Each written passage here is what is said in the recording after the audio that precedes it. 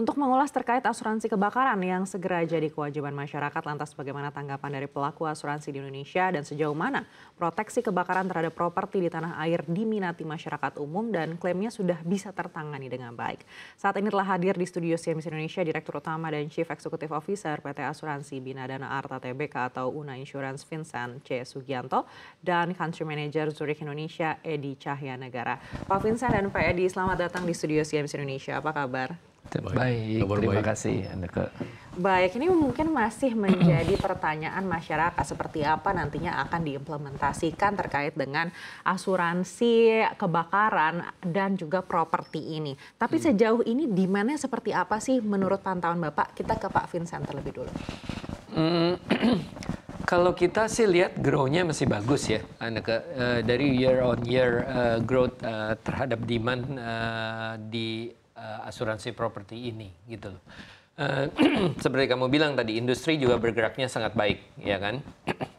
Kita juga 3 tahun terakhir kita grow di sekitar angka 20%. Jadi kalau lihat dari angka itu, saya rasa memang peningkatan permintaan masih baik atas asuransi kebakaran. Baik, tapi kalau melihat dari Una Insurance sendiri, berapa besar sih Pak kontribusi dari premi asuransi kebakaran ini terhadap pendapatan premi perusahaan? Tahun lalu kita tuh di sekitar 15%.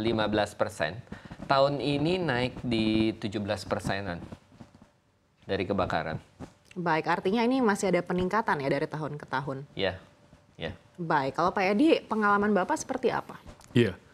Asuransi properti ini kalau kita lihat sebetulnya konsisten mengalami pertumbuhan. Dari data AOI yang paling akhir di Q1 itu secara industri kita tumbuh hampir 45%.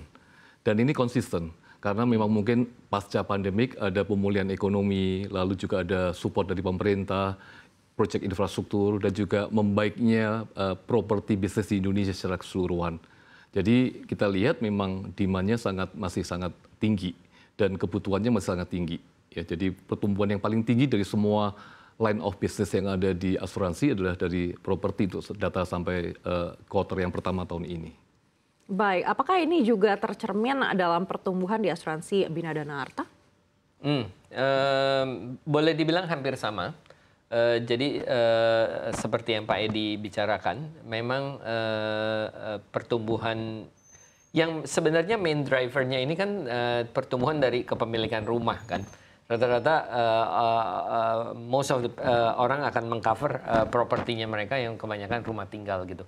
Kalau usaha sih boleh dibilang hampir pasti harus gitu. Apalagi kalau yang memiliki pinjaman bank, rata-rata banknya tuh pasti akan mewajibkan kan kalau properti itu di-insured gitu loh.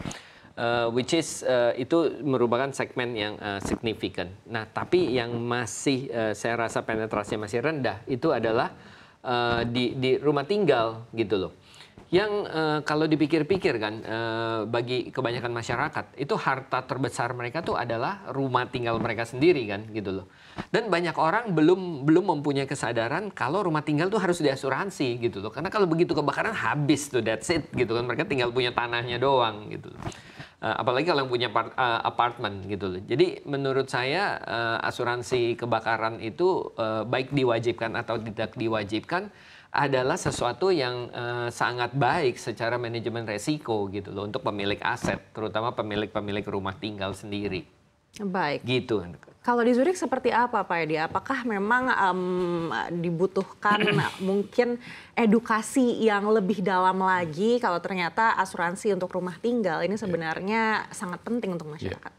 Tantangan paling utama sebetulnya memang ada di literasi dalam arti edukasi tadi. Jadi tidak hanya untuk rumah residensial yang individual ya, tetapi juga kita fokus pada yang SME sebetulnya kan. Bahwa pengusaha-pengusaha SME kita juga perlu memikirkan itu. Karena usaha berjalan baik, tapi kalau ada faktor risiko yang terjadi, dan itu akan mempengaruhi kegiatan bisnis secara keseluruhan. Nah, faktor literasi pendidikan inilah yang akan kita terus-menerus bersama dengan semua rekan-rekan di asosiasi untuk memberikan literasi. Karena faktor risiko selalu ada kan. Gitu. Jadi, dan juga untuk yang komersial misalnya. Complicated risk itu juga memerlukan proteksi yang lebih komprehensif misalnya. Ya, dan itu yang kita lihat bahwa protection gap itu masih cukup besar di Indonesia. Baik. Iya. Lalu bagaimana dengan tren pengajuan klaimnya? Mungkin setahun terakhir Iya. di Zurich. Di Zurich, sekali lagi untuk tahun lalu, klaim kita tuh naik hampir 17%. Jadi seperti residential, ya, property, simple property itu total klaim kita tahun lalu itu hampir lebih dari 100 miliar.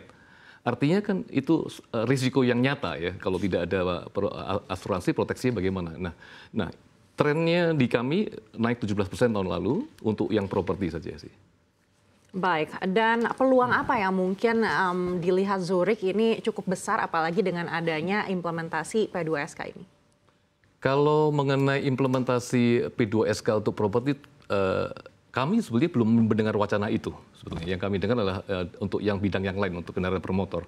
Tapi tentu kami akan mensupport karena kita merasa bahwa itu ada sesuatu yang baik untuk menunjang perekonomian Indonesia dan untuk melindungi masyarakat secara umum, secara keseluruhan ya.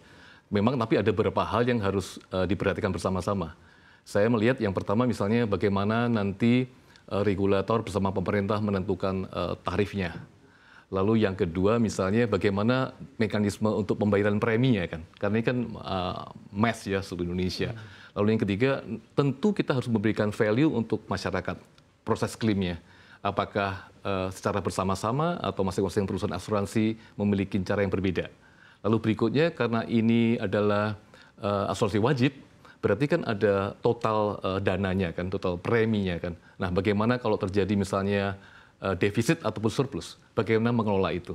Dan yang terakhir tentunya nanti kita menunggu dari arahan dari pemerintah dan regulator, apakah nanti bentuknya dalam bentuk konsorsium ataukah mungkin ada penunjukan dari pemerintah dan lain sebagainya.